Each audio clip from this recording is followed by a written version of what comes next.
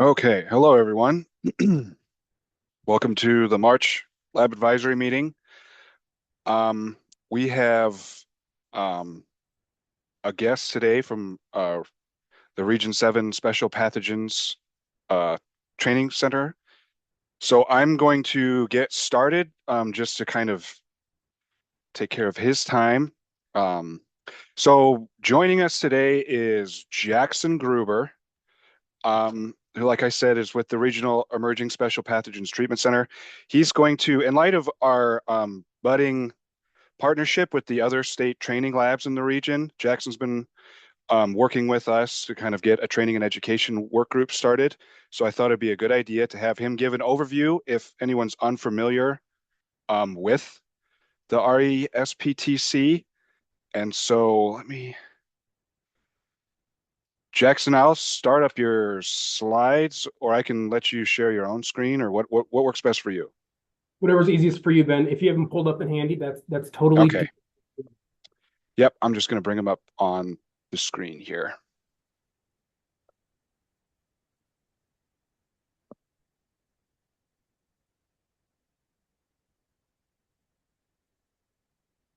Okay.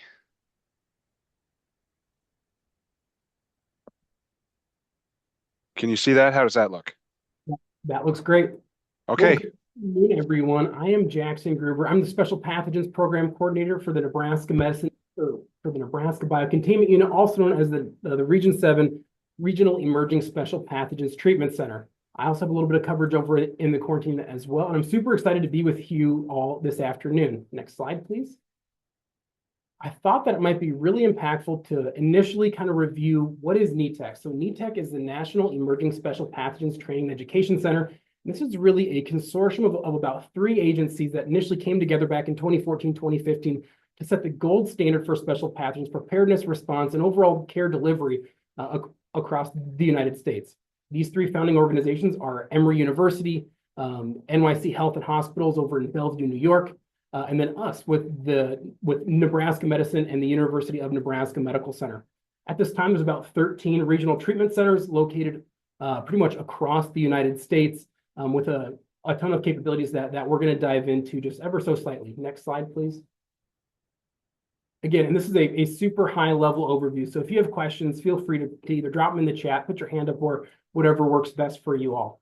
So as you can see here, this is the map of all 13 regional treatment centers across the United States. That big yellow star, that's us in Region 7. Had to put a big star next to us, just a little bit of bias, I'd say. But you can see that Regions 3, 4, and 5 have 2 respects in there. And that was done roughly about 2 years ago to help kind of increase some of that capability and capacity. Next slide. So here are some of the capabilities of us as the Region 7 respect. So we can care for 2 VHF patients, up to 10 novel respiratory adult or pediatric patients. We have capabilities for L&D, surgical, critical care, and NICU. And then the other kind of support services that we provide that really differs from other level facilities that you can see from that infographic on the right-hand side is that we really work closely with our state, federal, and local public health partners for the development of CONOPS. These are concept of operations documents that really help individuals who are in these kind of preparedness and response roles better understand where are these patients going to move to in the event that we have an outbreak or an index case like we saw in Iowa back in October, November timeframe. Additionally, we're also working to provide some regional exercises. Well, we're going to kind of jump into that a little bit later, so I'm just going to kind of scan the surface as for right now. Additionally, we also perform technical assistance for EMS agencies, hospitals, laboratories, and kind of things of that nature. I had a report that I gave last week, and since April of 2024, up until last week, we had completed over 75 technical assistance requests, consultations, speaker requests, and training education courses, which is totally huge. I mean, we're truly leading the nation whenever it comes to that kind of information dissemination and overall delivery. We also have experience with deploying teams to help support outbreak, both inside of the continental United States and outside of the continental United States. We also do protocol and process review and refinement for those consultations that I previously mentioned. But really overall, it's really just ensuring that we can reach out to healthcare facilities, EMS agencies, and everyone in between to ensure that they have access to the right information. I'm going to briefly touch on the graphic on this slide as well. So as you can see, us as the respect, we're the level 1. So we're able to take care of patients for the duration of illness and really kind of complete all of those capabilities down below. You might be asking yourself, well, what are level 2s and what are level 3s? So level 2s, these are facilities that are often formerly known as Ebola treatment units or Ebola treatment centers. And they really have very close to the same capabilities as a level 1. However, they aren't really necessarily tasked with that regional outreach, coordination, and information sharing aspects of it. Level 3s are your testing centers or your assessment center type deals. If you're a little more familiar with the previous terminology, we're really kind of moving it towards this NSPS terminology, which I could have presented for an entire hour on that, but I just want to make sure that I respected your guys' time as well. So our goal as a regional treatment center is to really help develop some depth inside of those level 3s across Nebraska, Iowa, Kansas, and Missouri to really ensure that all of our patients have adequate access to testing and kind of things of that nature. And as Ben alluded to earlier, we are really working closely together to help develop a training and education model that can be used across across HHS Region 7. All right, next slide, please. Some of the ways that we do this are through some of those courses that I mentioned earlier. So we have healthcare facility courses for frontline healthcare training. We have experts that will deliver some presentations. We do a ton of skills work and things of that nature. And this isn't just for nurses, care techs, RTs, and kind of everything in between. We also have laboratory specific SMEs that'll come out and help deliver some of that education as well. And then for our EMS teams, we actually developed a half-day didactic and then a half-day hands-on skills course that we've leveraged quite a bit. We actually delivered this course 3 times, or we sent out 3 teams to EMS agencies and used aspects of this course 3 times during our assistance with the Lassa fever case over in Iowa. But overall, we have a ton of raving reviews about this. I actually presented at the National Healthcare Coalition Preparedness Conference and a side-by-side data analysis of the effectiveness of our training as compared to the national standard of NETEC training. And we're right up there with them, which is to no surprise as we are part of NETEC as well. But you know, if you are aware of any EMS agencies or healthcare facilities that are interested in some kind of special pathogen training, feel free to shoot me an email. I'd be more than happy to kind of meet with them or to meet with you and better identify how we can help bridge some of your needs there. Next slide, please. Another way that we really reach out to our region and better understand where they're at are through some ongoing work groups. So we have 4 work groups, well, 3.5. We're about to kick off the 4th one here pretty soon. So we maintain a quarterly meetings with our healthcare facilities that are identified across Nebraska, Iowa, Kansas, Missouri, and same goes with our EMS partners as well. So really what these groups are doing is we're looking into our columns. We're trying to identify what needs to change to make our jobs a little bit more efficient, safer, and more effective. Additionally, we also share a ton of lessons learned. So how, if someone has an experience with a certain case or a certain delivery model for training and education, we don't want to keep that all to ourselves. We want to make sure that everyone has access to that information and can share it out a little bit more broadly. And lastly, throughout all of these work groups, we actually do a special pathogens outbreaks and updates section that's delivered by the Nebraska Biocontainment Unit Medical Director, either Dr. Hewlett or Dr. Lawler. And that really gets everyone on board with why it's important to be prepared and kind of things of that nature. With our Region 7 exercise planning work group, this was something that we established last year, understanding that these exercises haven't really taken place a lot in the years following COVID. So we actually have an exercise coming up. It's a tabletop exercise in Kansas City, Missouri. We initially kind of planned it for a 2-day exercise, but understanding that sim cells or simulation cells are hard to really complete when you're not inside of your typical environment. We wanted to make sure that we could leverage that day 2 time to be a little bit more efficient and effective with really updating the regional CONOPS. But yeah, so those are the 3 work groups that are kind of standing right now. As Ben noted, Becky and I and the other state training coordinators have been really working collaboratively to develop the Region 7 laboratory work group. There's about 70-ish individuals who have signed up that are interested with this work group. I think we have one more planning meeting to kind of really solidify that agenda with our tentative kickoff coming in April. So if you haven't signed up yet, I would recommend doing so. I can get the link to Ben and he can include it if he would like. But we'd be more than happy to have you. Next slide, please. All right, and then I know I'm pretty much at my 10-minute mark right there. But I really just wanted to highlight some ongoing education opportunities that are going to be occurring this September. So us as the Region 7 Respect, we're going to be hosting our first annual Special Pathogen Symposium. This will be in Omaha, Nebraska. There's going to be CEUs available. And again, this is in September 17th and 17th, or 17th and 18th in Omaha, Nebraska. You can see some of those event topics down there. But what I really want to highlight is that we're planning on doing a three-track model. So one track for our hospital-based nurses, care techs, RTs, physicians, everything like that.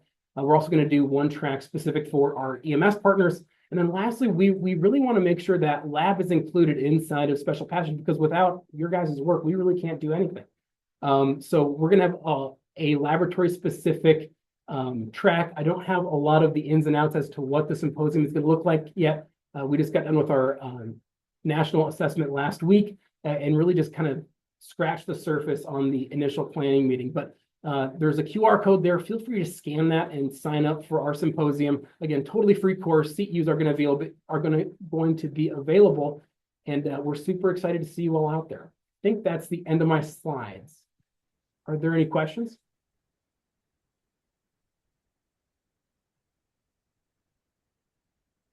Hey, Jackson, this is Pete. Thanks for your presentation. And I just want our laboratory partners to know that, this clinical lab testing or lab testing ability, listing as clinical lab testing for levels 1, 2, and 3, there is a level 4 as well that includes everybody else, right? And I think our laboratory partners need to recognize the fact that they need to think about that is, if your laboratory is, are you prepared to handle a specimen that might contain a high consequence pathogen? And I know this symposium is going to be talking about this because a PUI could show up in any facility in Nebraska that has critical care access, for instance. And I know this is all part of the discussion and we can't solve the problem here, but I think everybody needs to think about that and what kind of a risk assessment maybe they need to have in place to handle a specimen. Generally speaking, a person under investigation for a high consequence pathogen that might end up in any facility may require primary diagnostic testing at the public health lab, which would be Nebraska Public Health Lab, but it may take hours and even a day or two to get results back, and they need to consider how they're going to care for that patient while waiting for those primary tests, that primary result. So it all just something to think about. It's kind of rhetorical questions here, but just things to think about for our laboratory partners.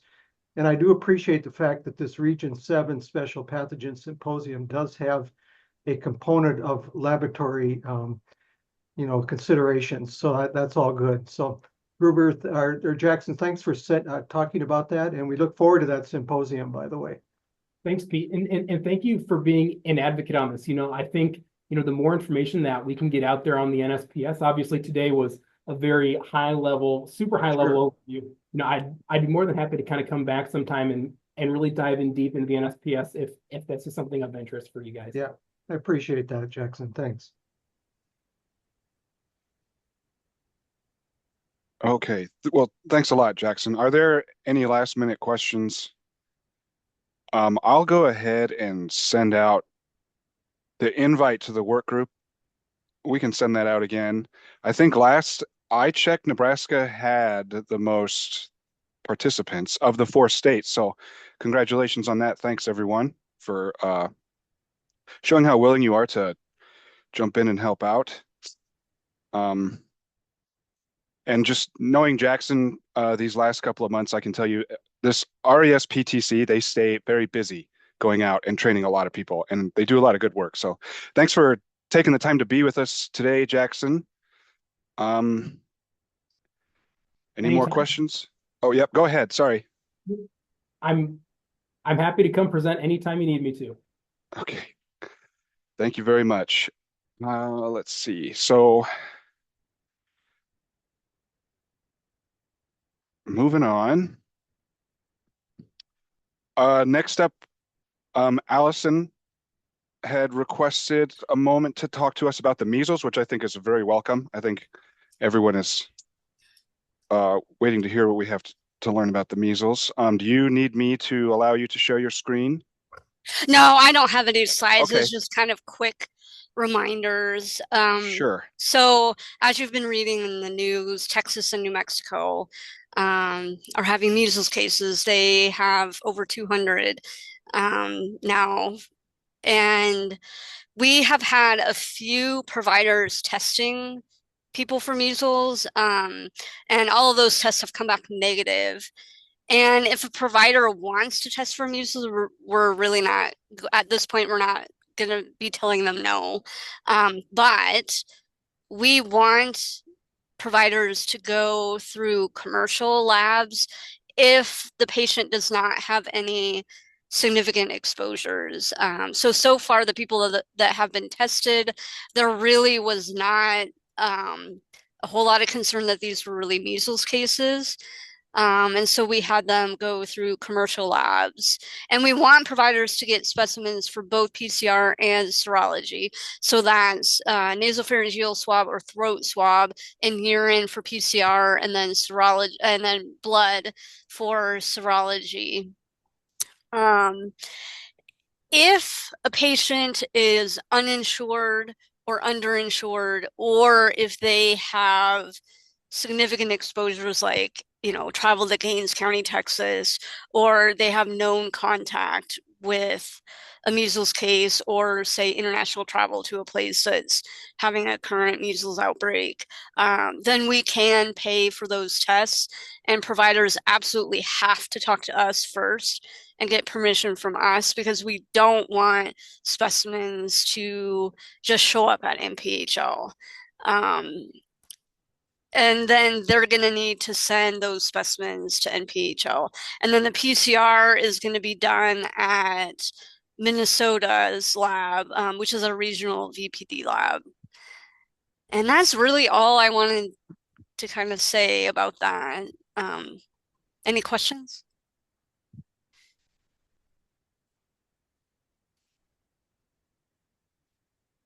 Okay. Thanks, Allison. Yep. And then if there's, any questions moving forward, feel free to reach out to me or Allison directly. So we're gonna just move on to a couple of things for NPHL. It came up recently. We had an issue with some stat couriers versus exclusive couriers. If you notice on the bottom of our category A paperwork, we ask that you request an exclusive courier who is able to transport category A packages. And the difference between exclusive and stat is if you request a stat courier, it's going to initiate a whole chain of notifications that will get to NPHL, and we will be running around thinking we have a rule out and refer organism coming when it could just be something more routine, like a TB. So we just want to make the distinction between exclusive courier and stat courier. And if you're going to be calling a stat courier, you should also always be using the 24/7 pager to alert us that you have something more serious that needs to be paid more attention to. Any questions there? Okay, just a couple of quick notes. We've been getting questions if labs should continue to submit flus. The answer is yes. I don't know if Derek, is anything changing with our surveillance submissions? Nope, you're correct. It's still same things we've been asking for as we continue to move through this flu season. So and I'll wait till give any more flu related updates. But yeah, that's correct. We're still requesting specimens per the same recommendations we've been sharing all season. Okay, great. And then the last note from the lab here is there has been an outbreak of Shigella going on up in Oregon for kind of an extended period of time, but it's sort of been ramping up in the last year into this new year. So I wanted to just quickly cover submission guidelines for Shigella and Shiga toxin E. coli's, because there are some subtle differences and it can move you between shipping something as a category A or a category B. So with the Shigella, I'll start with forward all specimens except for Shigella sonii to NPHL, and most of those are going to come as a category B unless it's a Shigella dysenterii, which is going to be shipped as a category A. And this information is available in our quick guides. I just wanted to put it out there. It's in a recording. Just at least put a bug in your brain so if you do get something that you need to forward, you remember. And then as far as our toxigenic E. coli's go, E. coli 0157 or other Shiga toxin positive E. coli's, if it's a culture, an isolate of those E. coli's, those are going to get shipped category A. If it is like a Shiga positive, a Shiga toxin positive stool sample, that's going to be a category B. So Shigella dysenteriae culture, category A, or yeah, category A, and then E. coli, Shiga toxin positive E. coli cultures, category A. Are there any questions about that? And this is available in our quick guide. I just wanted to make mention of it. And if there's no questions, for the sake of time, we'll move into our round robin for the EPIs. And that will bring us to the HAI team. I think I saw Ishrat on the call. Any updates for HAI? Dr. Ashraf is here too. I think he is going Okay. to give updates. Okay, Dr. Ashraf. Hi guys. Good afternoon, everyone. So I think the biggest update that I wanted to give is I think I mentioned maybe a few weeks ago that we are looking into a CRS cluster at this point in the state. That investigation is still going on, and this will be the second Canadoris cluster. There was one last year around the same time, and then this is now the second time. The first cluster that we have, I think we identified a few cases then, and then we kind of have it controlled, and we didn't see any more. This time around, also, it looks like that all kind of get introduced from outside the state. So one of the messages that I've been giving to the healthcare facilities, especially those that admit patients from outside the state frequently, or quite a high risk patients, like let's say LTACs and things, those patients who are multiple devices and all those things.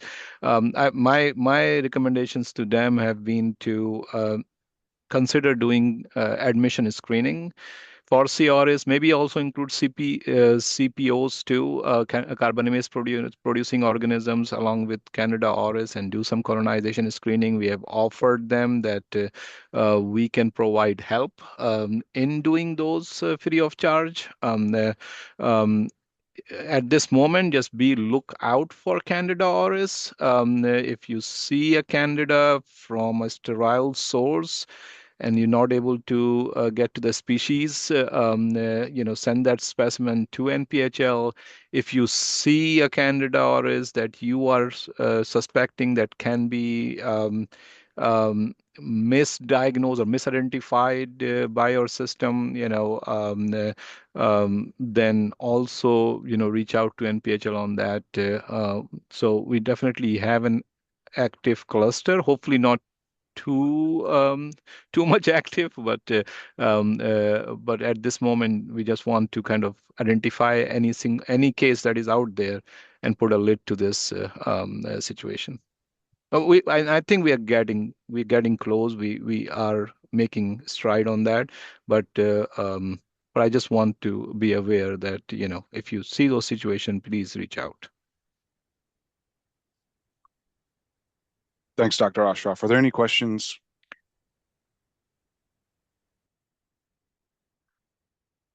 Okay, thanks again. We'll move into SARS-CoV-19. with Cy. Hi, can you hear me? Yes. So, all the metrics are they're not concerning, but I just want to bring attention, highlight, this MMWR article on the effectiveness of vaccines. So it's the key takeaways from this latest MMWR report on effectiveness of the COVID-19 vaccines. The latest ones are they're targeting Omicron, JN1, and its sublineages. And the MMWR report tells us that their analysis has shown modest but meaningful protection against severe illness, especially the vaccine effectiveness against COVID emergency department and urgent care was 33%, and against hospitalization in immunocompromised patients was 45 to somewhere around 46%. So what does this mean for our response or for public health is these findings, they reinforce CDC and ACIP recommendations for universal vaccination, especially ages 6 months and older, and more especially if you're immunocompromised. So despite prior infections and vaccinations, looks like these analyses found out and discussed that booster doses add an extra layer of protection, especially as new Omicron KP2 and KP3 variants emerge. And also they say wastewater sequencing and whole genome sequencing analysis confirm that the descendants of this JN1, like KP2 and KP3, dominated around September 2024 and the first and second week of Jan 2025. So just want to let you all know on this report. Cy, do you have like maybe a link to that Yeah, report? I can Or share that link in the yeah. chat. Yes. Okay, cool. Yeah, that would be good. Thanks a lot. Yeah. So up next, yeah, we'll come back to Derek to talk about Yeah, so thanks, Ben, and good morning/afternoon, everyone. So starting with seasonal influenza, thankfully, we've been seeing a pretty steady decrease in most of our influenza surveillance metrics over the past 3 weeks now.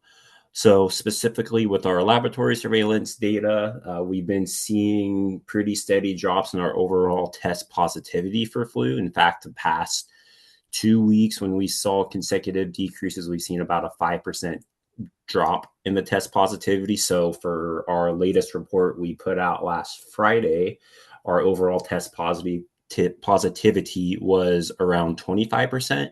And then this morning, I was looking at some preliminary data for week ending the 8th of March, which this data will be updated in our public-facing reports this upcoming Friday. But that trend looks like it's continuing to hold true and dropped another 5% to just below 20%. So that's good. And with the flu that are still seeing, it is predominantly influenza A, as has been the case for really all of this season.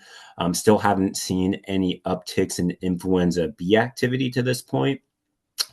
As far as subtyping goes with flu, we're continuing to seeing mostly influenza A H1, which was, as you might recall in past updates, the first portion of the season, we were mostly seeing influenza H3N2s being subtypes, but over the past month or two, that switched to influenza A H1N1. So yeah, that's pretty well it. And just wanted to, again, thank everyone through their continued efforts for specimen submissions to MPHL, and then also just increasing influenza A subtyping in general. We have seen record numbers of influenza A specimens being subtyped this season, which has been great, especially considering all the influenza A H5N1 cases that have been detected nationally since dating back to last year. So really appreciate everyone's efforts with that. And then I guess really quickly on RSV too, I don't want to leave that out. So we also are seeing RSV decline over the past couple weeks as well. So yeah, things are improving with respiratory across the state, although still high levels of activity occurring yet, but heading in a better direction. So happy to take any questions from anyone.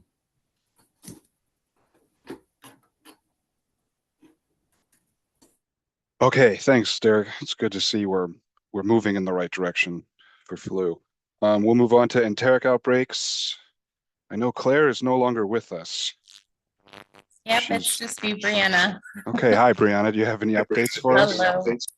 Just a little bit with some local health departments and coordinating those outbreak specimens to make sure they get over to MPHL for further testing. Kind of like on our outbreak front, so far this year from January to current, we've investigated and reported 11 confirmed and suspected norovirus outbreaks, which is a little bit lower than last year. We had about 17 outbreaks last year at this time. So a little bit quieter on the local outbreak front, but and then also there's no multi-state outbreak investigations right now that involve Nebraska cases. So that is good. And that is my update for today. Okay, thank you. Thank you. Is Jeff on the call to talk to us about arbovirus? Yep, I'm here, Ben. Hey, Jeff. Really not much to update here. This is kind of the quiet time before we really start getting that warm up. So we're just kind of preparing for the tick surveillance season right now. But other than that, no other major updates to report at this time. Okay, thanks. Can't wait for tick season. Is Christian on to talk about TB?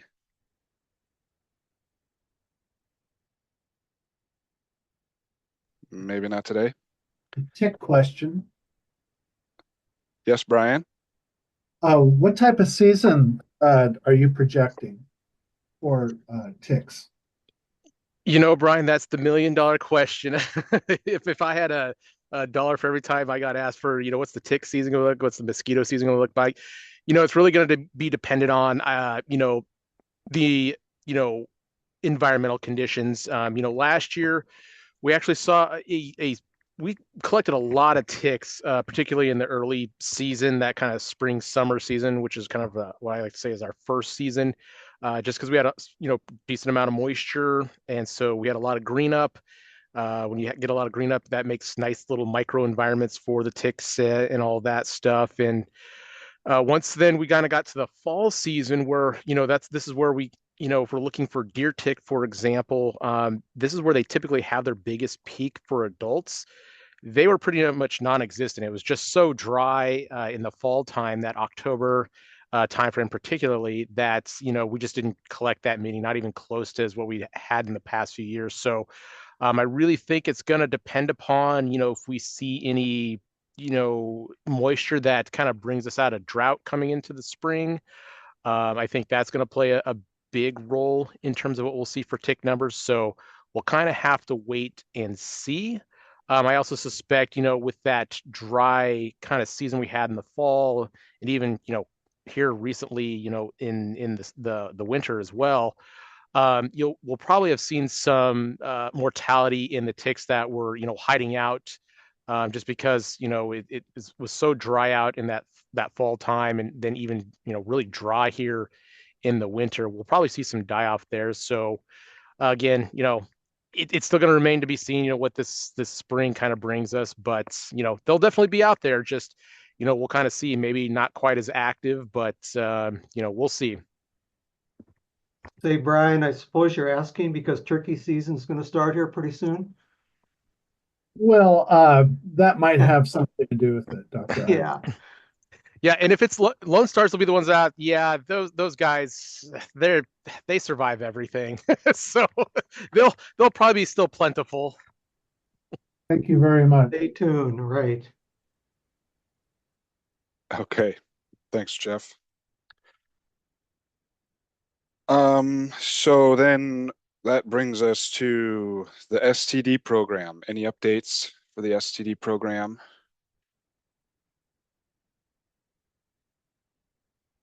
Not today. And then do we have Brian or Sandra to give us an update on lead? There's no update on lead today. Okay, great. So that brings us to the end of our epidemiology update. Are there any questions for any of our epidemiologists? Okay, a couple quick training notes from NPHL. We finally got the results of the LPX, the fall LPX, LPXB. So we've scheduled a review for the 19th at noon.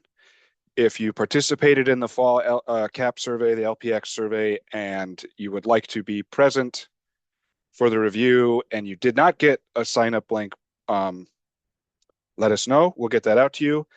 And then coming full circle, we're going to start preparing the challenge set for the laboratories who participate.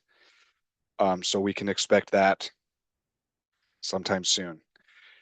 And so that's all I have today. Ran just a little bit longer than usual. Any last questions or comments? Okay, thanks everyone who joined in. If you're from the lab, you're free to go. Enjoy the weather if it's nice where you are. I think it's upwards of 60 degrees here.